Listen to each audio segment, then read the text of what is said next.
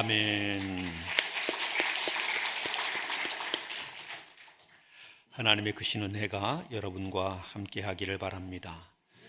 하나님은 우리가 이 세상을 살아가게 될 때에 우리 각자에게 필요를 따라 하나님의 은혜와 은사를 허락해 주십니다. 그래서 세상 사는 어떤 누구에게도 한 가지 이상의 재주는 다 있는가 봅니다. 그리고 그 재주를 통해서 자신의 삶을 복되게 또 풍요롭게 살아가게 되기도 하죠. 재주나 능력이 많다고 항상 좋은 것은 아니고 또 그것이 작다고 부족한 것도 아닌 것 같습니다. 누가 굶어 죽는가? 재주 많은 사람이 굶어 죽는다. 그렇게 말하지요. 재주는 많이 갖고 있는 것, 또 큰 재주, 큰 능력을 갖고 있는 것, 그것이 중요함이 아니라 그것을 어떻게 사용하느냐가 중요한 것이지요. 하나님은 우리에게 그렇게 말씀하십니다. 내가 받은 것이 무엇이냐? 내가 받은 것이 중요하지 않고 내가 받은 그것을 네가 어떻게 사용하느냐가 더 중요한 것이다. 그렇게 가르쳐 주고 있습니다. 우리는 우리가 얻게 된 재주, 능력, 물질, 재능, 힘, 은사 이런 것들을 통해서 하나님께서 기뻐하실 귀한 일들을 잘 이루어내는 사람들이 되기를 원합니다. 그리고 우리에게 주어진 모든 것을 통해 하나님을 감동시킬 수 있는 그런 사람들, 또 그런 교회가 되기를 우리 주님의 이름으로 축원합니다. 계속해서 누가복음의 말씀을 묵상합니다. 누가복음 14장, 15장을 지나면서 우리 하나님의 관심이 어디에 있는가가 설명되었습니다. 바리새인이 예수님을 집으로 초청하였습니다. 그리고 예수님의 길을 죽이려고 했지요. 예수님은 죄인과 세리들과 어울려 친구가 되셨는데 그 꼴이 눈뜨고 볼 수 없다는 것이었습니다. 예수님에게서 많은 능력이 나타나게 됐고 권능이 나타나게 되기는 했지만 바리새인들은 그것조차도 별로 달갑지 않았습니다. 그래서 예수님의 코를 눌러주고 싶어서 바리새인 가운데 우두머리에 해당하는 사람이 자신의 집에 잔치를 배설하게 됩니다. 그리고 많은 바리새인들을 그리고 지위가 높은 사람을, 돈 많은 사람들을 초청하고 거기에 예수님도 끼워 넣기로 하나 초청했습니다. 그리고 자기를 따르는 사람들, 자기 곁에 있는 그 대단한 사람들의 위용과 모습을 보여주면서 예수님의 길을 눌러 놓으려고 했던 것이지요. 사람들은 자기들에게 멋진 것, 아주 풍채 있는 것, 대단한 것 이런 것들을 과시하면서 그 잔치집에 들어오게 됐습니다. 그리고 그 잔치집에서 다양한 모습으로 자기를 드러내는데 오히려 예수님께서는 그 잔치를 청한 사람의 잘못과 잔치에 참여한 사람의 그릇됨에 대하여 꾸짖게 되어졌지요. 이렇게 대단한 사람들을 모셔다 두고 잔치하면 무엇을 위함이냐? 차라리 가난한 사람들을 섬기는 것이, 그래서 하나님께로부터 공급받는 것이 더 복된 것이 아니냐? 이러면서 꾸짖으셨습니다. 잔치에 참여한 사람들이 자기의 위세를 드러내며 거들먹거리고 높은 자리에 앉는 것을 보면서 주님이 말씀하셨죠. 너희가 누군가에게 청함을 받게 되면 높은 자리에 올라가 앉으려 하기보다 오히려 겸손한 자가 되라. 겸손한 자가 되면 더 존귀하게 여김을 받을 것이 아니냐. 이렇게 이야기하십니다. 그리고는 바리새인들의 이런 행태들에 대하여서 잘못되었음을 지적함과 함께 하나님의 마음이 어디에 머물러 있는가를 설명합니다. 그것이 누가복음 15장에 소개되어 있는 말씀입니다. 누가복음 15장에서는 잃은 양에 대한 비유, 잃어버린 드라크마에 대한 비유, 그리고 잃어버린 아들에 대한 이야기를 소개하지요. 잃은 양을 찾으러 나가게 됐던 목자는 양 99마리를 우리에 남겨두고 그 한 마리를 찾기 위해서 온 산을 헤매고 또 헤매서 드디어 잃은 양을 찾게 되지요. 그 찾은 양을 목에 들로 메고 기쁨으로 집으로 돌아오게 되고 그것을 인하여서 내가 잃어버린 양을 찾았다 하여 잔치를 열게 되었다고 말합니다. 잃어버린 드라크마를 찾은 여인에 대하여서 말합니다. 이 드라크마 하나를 잃어버리게 됐는데 그것을 찾기 위해 온 집을 다 뒤지게 되지요. 그리고 온 모든 것을 다 털어내면서 드디어 잃어버린 드라크마를 찾았을 때 이 여인이 자기의 친구들을 불러 모아 잔치하게 되는 그런 이야기를 말합니다. 마지막으로 탕자에 대한 이야기를 말하면서 아버지를 떠나 잃어버린 그 아들이 돌아오기를 간절히 기다리는 아버지의 모습, 그리고 그 아들이 돌아오게 될 때에 그 아들을 기꺼이 맞아들이며 기뻐하는 아버지의 모습을 설명하지요. 그러면서 주님께서는 이렇게 이야기하시는 겁니다. 하나님 아버지의 마음은 잃어버린 자를 다시 찾게 되는 것이다. 바리새인 너희들은 너희들의 잘남과 성공과 너희들이 가지고 있는 것에 대하여 자랑하지만, 그러나 하나님은 우리가 갖고 있는 것, 우리가 이루게 된 것을 자랑하는 것, 그것을 기뻐하시는 분이 아니라 우리 하나님은 잃어버려진 바 된 그 한 아들, 잃어버려진 바 된 죄인 한 사람, 소외되어 잃어버려진 바 되는 세리, 그들이 하나님 앞에 돌아오기를 원하시고, 그래서 하나님의 은혜 가운데 거하기를 원하시는 하나님이시다. 이렇게 하나님 말씀을 가르치게 된 거지요. 우리는 하나님의 마음을 아는 자이어야 합니다. 세상에 힘있고 권세 있고 능력이 있어서 나를 자랑할 수 있는 사람이 되기보다 우리 하나님의 마음은 어디에 있는가를 살피고 아는 자가 되어야 하지요. 그리고 하나님께서 우리에게 허락하신 그것이 재능이면 재능대로, 물질이면 물질인대로, 은사이면 은사인대로 그것을 사용해서 하나님이 기뻐하시는 것, 하나님의 마음이 머물러 있는 것을 위해 쓰고 사용해서 하나님을 기쁘시게 할 수 있는 사람이 되어야 하는 것입니다. 하나님의 은총을 받은 사람, 그래서 하나님께로부터 뭔가를 받게 된 사람, 그것이 재능이든지 물질이든지 무엇이든지 그것을 받게 된 사람은 마땅히 살아야 하는 삶이 있게 되는 것이죠. 오늘 이 16장은 그것을 우리에게 설명해 가고 있습니다. 1절부터 8절에 소개되어 있는 이야기는 예수님의 비유의 이야기입니다. 그런데 1절부터 8절 이야기 다 읽기는 어려우니 8절만 우리 같이 한번 읽어보겠습니다. 8절입니다. 같이 읽습니다. 시작. 주인이 이 옳지 않은 청지기가 이를 지혜 있게 하였으므로 칭찬하였으니 이 세대의 아들들이 자기 시대에 있어서는 빛의 아들들보다 더 지혜로움이니라. 아멘.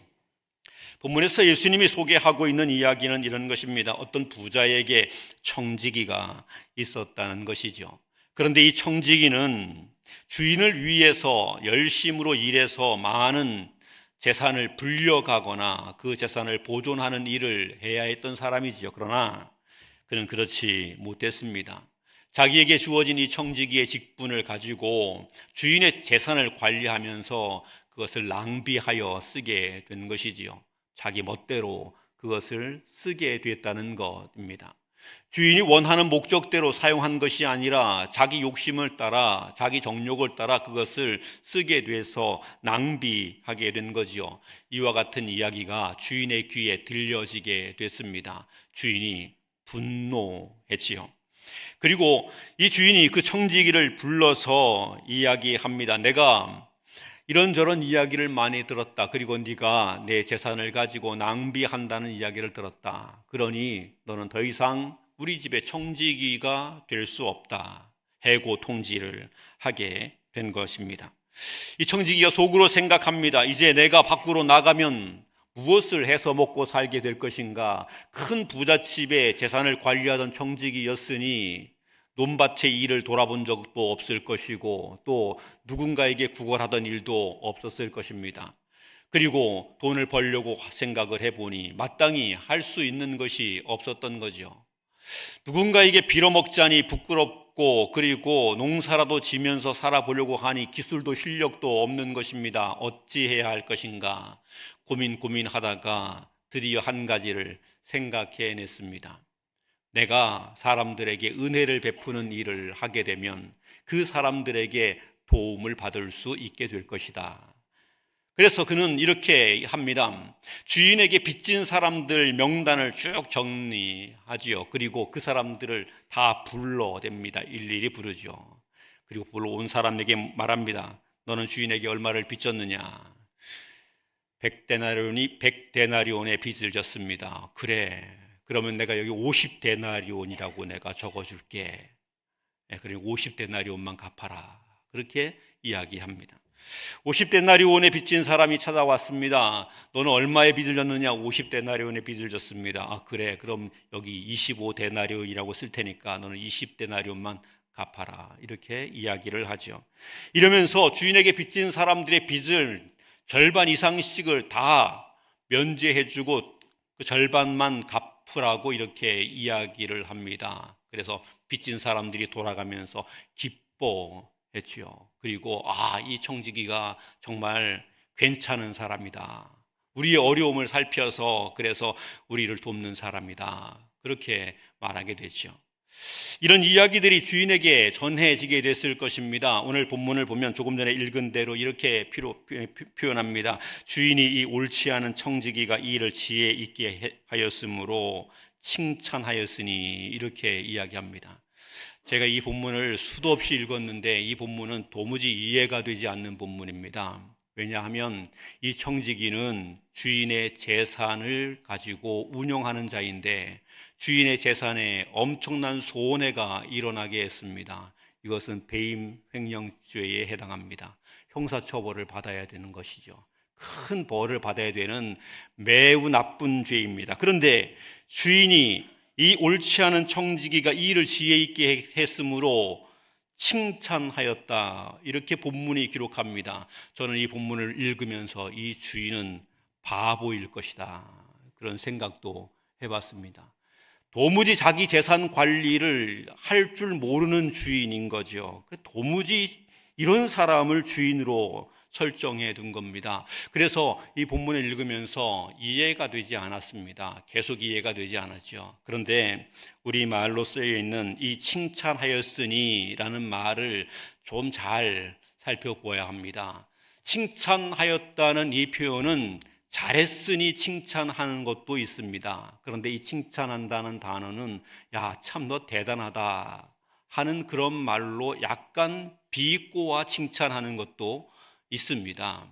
주인이 이 모든 이야기를 들었지요. 듣고 난 다음에 보니까 이놈이 정말 싸가지 없는 짓을 한 겁니다. 내 재산 가지고 마치 지거인 것처럼 해서 사람들에게 인심을 얻은 거지요. 그리고 잘리게 되면, 자신이 거기서 해임이 되게 되면 그러면 살궁리를 하게 된 거죠. 그 사람들에게 도움을 받으려고.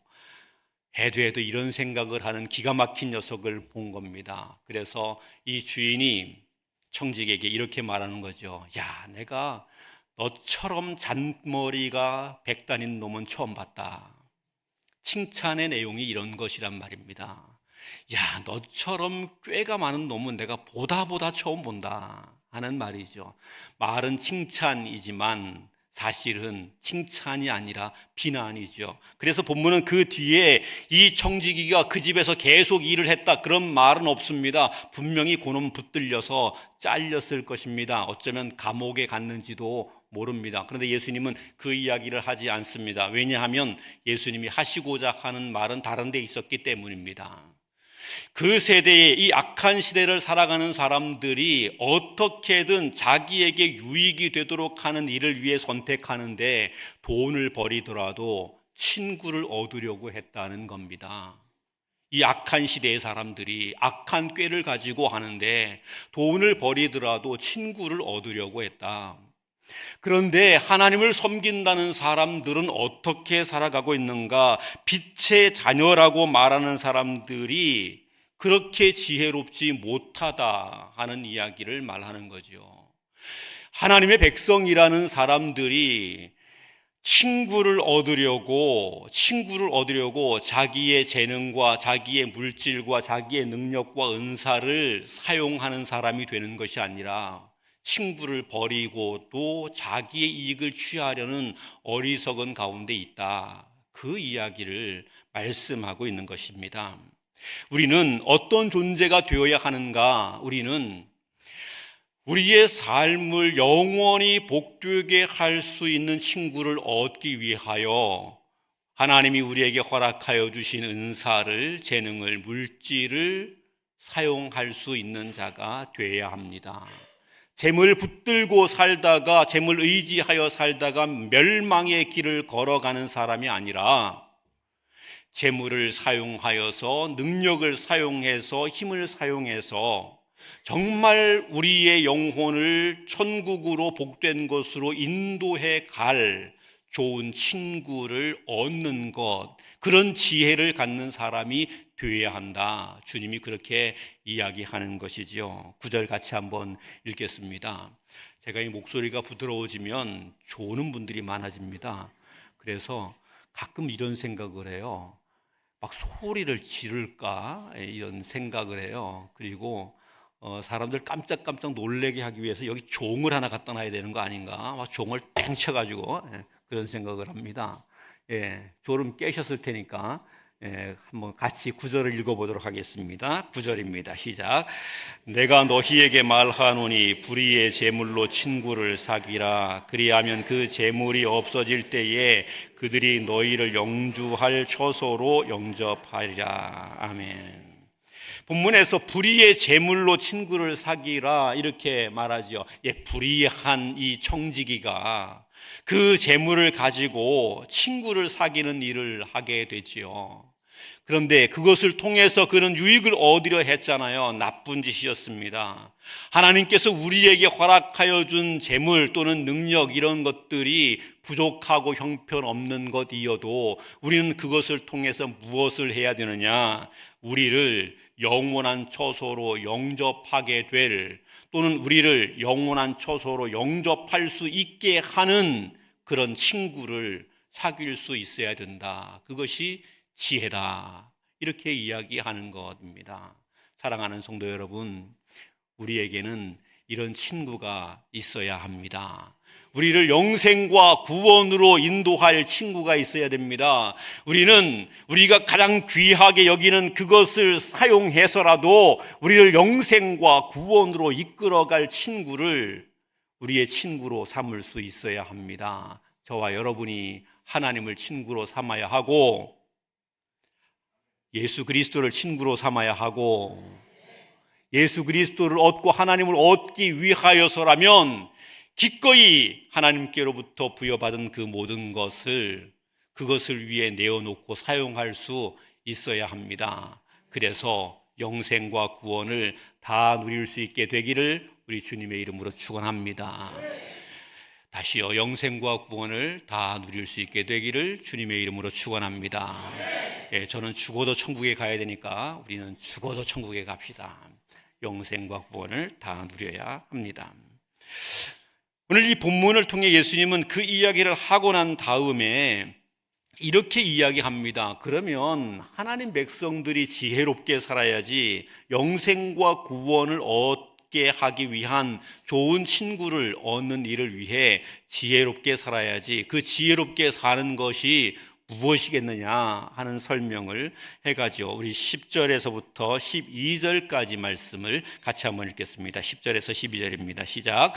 지극히 작은 것에 충성된 자는 큰 것에도 충성되고 지극히 작은 것에 불의한 자는 큰 것에도 불의하니라. 너희가 만일 불의한 재물에도 충성하지 아니하면 누가 참된 것으로 너희에게 맡기겠느냐?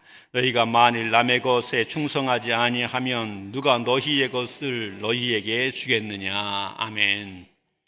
예수님은 지금 이 말씀을 우리에게 하시면서 이렇게 말하는 겁니다. 지혜롭게 사는 것, 우리에게 주어진 것을 지혜롭게 사용함으로 복을 얻게 되는 것, 그것이 반드시 우리에게 있어야 되는데, 그러면 그 지혜롭게 사는 것이란 무엇이냐 하는 것입니다.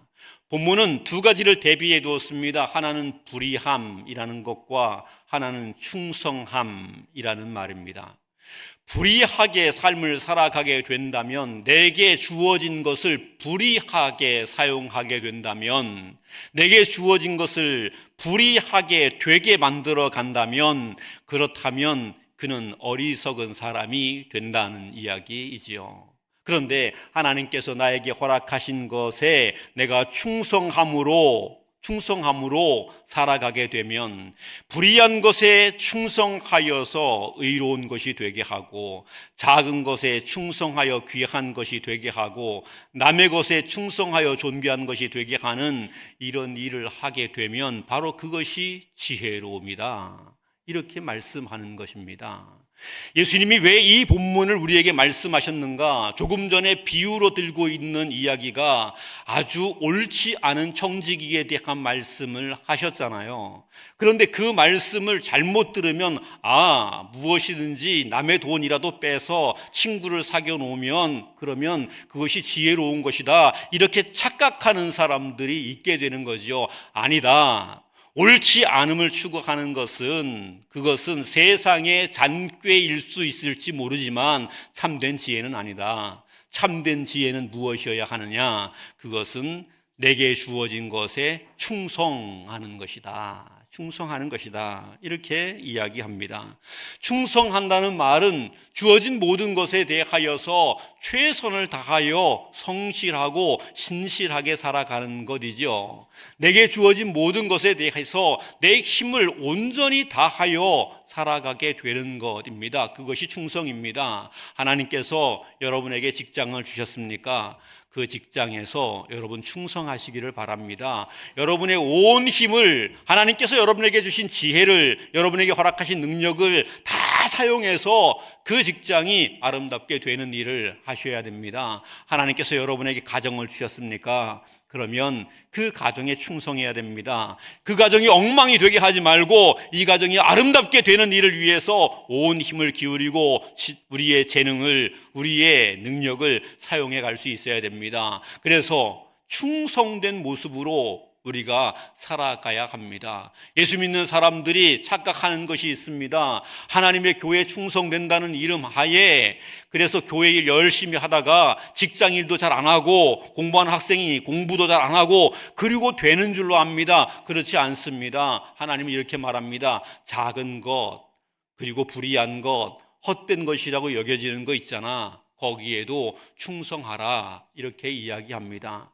현대사회는 권리를 많이 주장하는 사회입니다. 내게 권리가 있는데 이 권리가 침해되면 안 된다, 이렇게 생각하는 사람들이 많이 있습니다. 직장에 갔는데 상사가 커피 좀 타와라, 이렇게 이야기하면 나 커피 타려고 직장에 온 거 아닙니다. 대부분의 사람들이 그렇게 이야기하죠. 예, 맞습니다. 커피 타기 위해서 직장에 간 것은 아닙니다. 그렇지만 커피 좀 봉사해 준다고, 섬겨 준다고 문제되지 않습니다.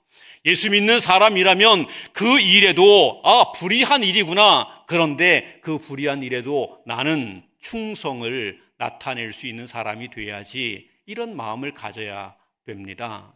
교회 앞에 휴지가 떨어져 있습니다. 제가 담임 목사지 않습니까? 이 휴지 어떤 놈이 버렸어, 그러고 그것에 대한 비난만 하고 휴지 주울 생각은 안 합니다. 물론 그렇게 해도 어느 누가 저에게 대하여 비난할 사람은 없습니다. 내가 휴지를 주어야 할 의무는 없기 때문입니다. 그렇지만 하나님의 교회를 섬기는 내가 그 작은 일, 그냥 여기에 휴지가 떨어져 있구나, 치우고 깨끗하게 하면 그것이 곧 그 작은 일에 충성하는 것이지요.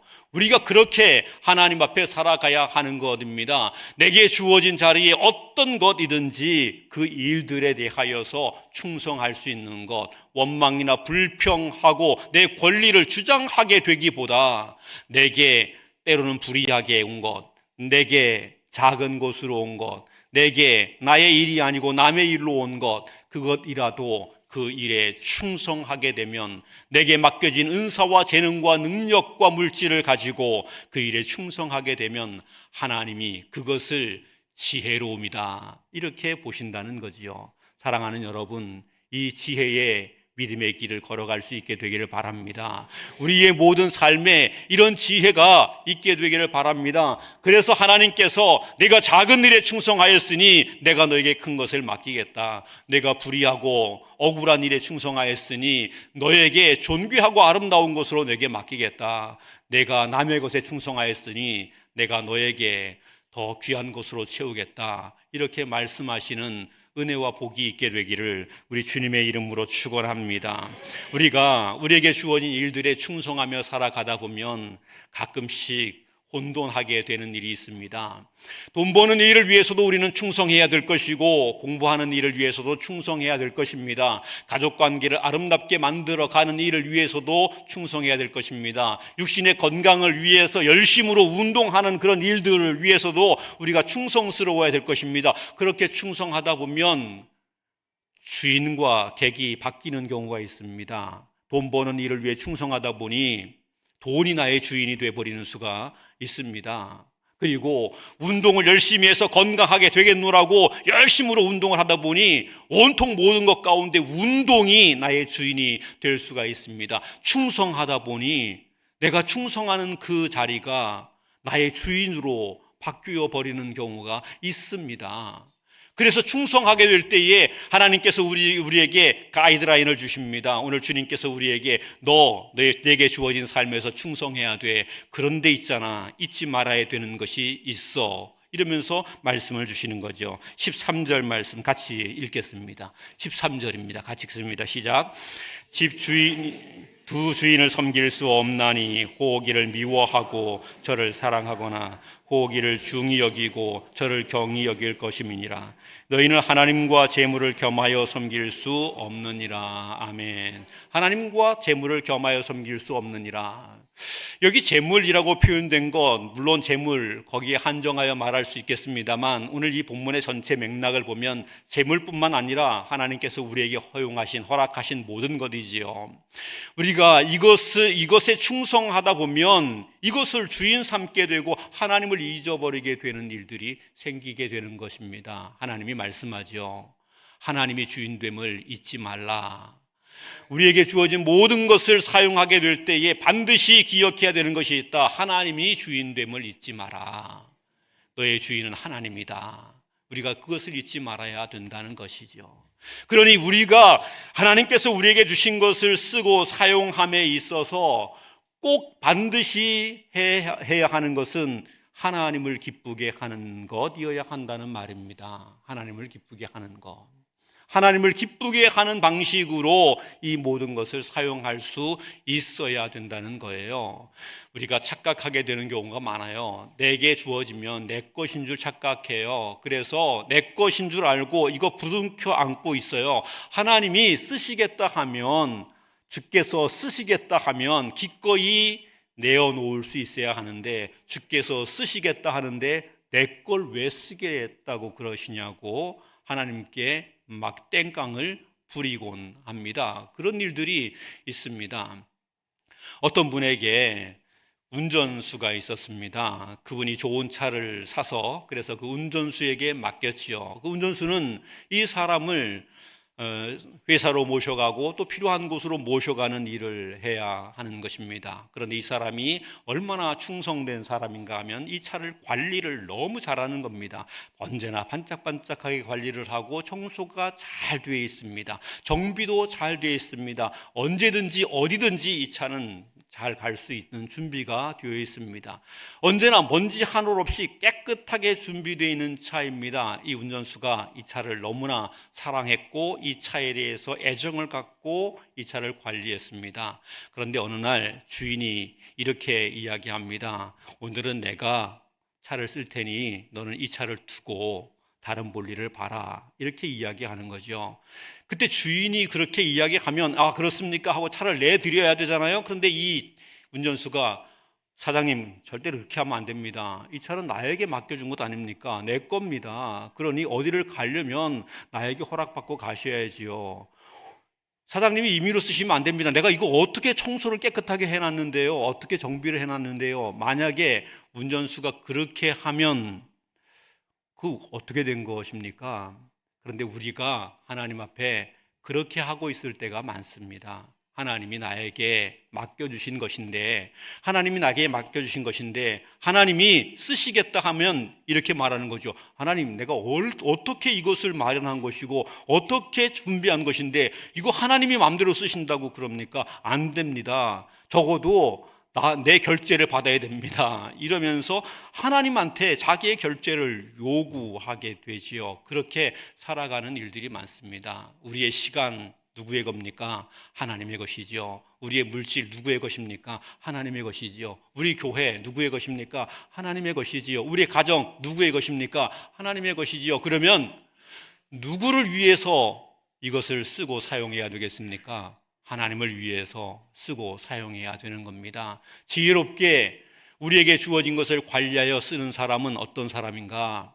하나님을 위하여, 하나님을 기쁘시게 하는 일을 위해 쓰고 사용해야 된다. 그런 사람이 지혜롭게 우리에게 맡겨진 일을 관리하는 사람입니다.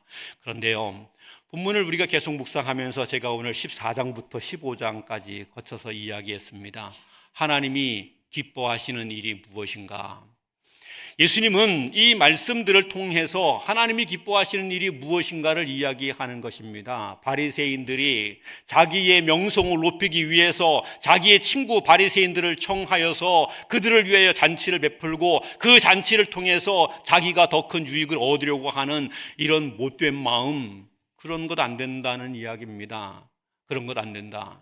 예수님이 이 땅에 내려오셔서 죄인된 사람들을 만나주시고 세리를 만나주시고 그들의 영혼을 구원하시기 위해서 자기의 생명값을 내어주셨는데 예수님이 그렇게 하신 것처럼 우리에게 주어진 것을 가지고 주께서, 하나님께서 잃어버린 양이라고 말하는 그 사람들이 하나님께 돌아와 구원받는 일을 위해서 우리에게 주어진 것을 사용할 수 있어야 된다. 그것이 영생의 복을 누리게 되는 사람, 영생의 복을 향하는 사람의 삶의 모습이다. 이렇게 말씀하고 있는 거죠. 사랑하는 성도 여러분, 여러분은 여러분의 삶에 주어진 것을 가지고 누구를 위해, 무엇을 위해 쓰고 있습니까? 우리 주님이 잃어버린 양이라고 관심을 가지며 안타까워하는 그들이 하나님 앞에 돌아와 생명과 구원을 얻게 하는 일을 위해 우리에게 주어진 시간, 물질, 재능, 은사를 사용하고 있습니까? 아니면 그냥 하나님이 주신 일에 충성해서 마치 불의한 청지기처럼 낭비하고 있지는 않습니까? 주님은 오늘 우리에게 도전합니다. 우리에게 주어진 것, 불의한 세대 사람들보다 더 지혜롭게 사용할 수 있어야 된다고 말합니다. 불의한 청지기보다 더 지혜롭게 사용할 수 있어야 된다고 말합니다. 친구를 사귀라고 이야기하죠. 그래, 우리가 사귀어야 될 친구는 다름이 아닙니다. 예수 그리스도께서 마음을 갖고 계셨던 그 친구, 그들을 하나님께로 인도하여서 그들과 함께 더불어 영생의 자리에 가는 것, 그래서 하나님을 기쁘시게 하는 것, 바로 이것이 우리가 살아야 할 삶의 내용입니다. 우리의 평생을 다시 돌아보기를 바랍니다. 그리고 하나님을 우리의 주인으로 삼고 온전히 우리에게 주어진 것으로 하나님을 기쁘시게 해서 하나님과 함께 영원한 나라의 영생의 큰 은혜와 기쁨을 누리는 저와 여러분과 온 교회 모든 성도들 되기를 우리 주님의 이름으로 축원합니다. 기도하겠습니다.